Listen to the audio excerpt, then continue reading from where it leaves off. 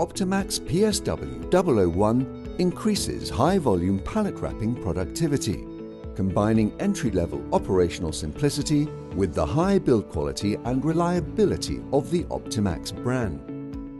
Only a standard single-phase electrical supply is required, installation is straightforward, and the machine can be operational within minutes of delivery. Fitted with an optional ramp, the PSWR001 can be loaded by a hand pallet truck. Minimal floor space and access are needed as the table loads and unloads from the same direction each time. Automation of this part of the packing process reduces film usage, yet maintains a consistently high standard of wrap efficiency. Risk of operator strain injury and fatigue are significantly reduced. And during the wrapping cycle, the operator is able to work on other tasks. The PSWR001 can be programmed to adapt to differing pallet loads.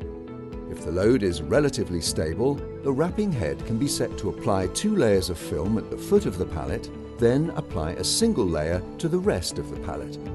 A less stable load can be reinforced by applying a 3rd layer at the foot of the pallet and a 2nd layer at the top of the pallet, with a single layer in the intermediate space.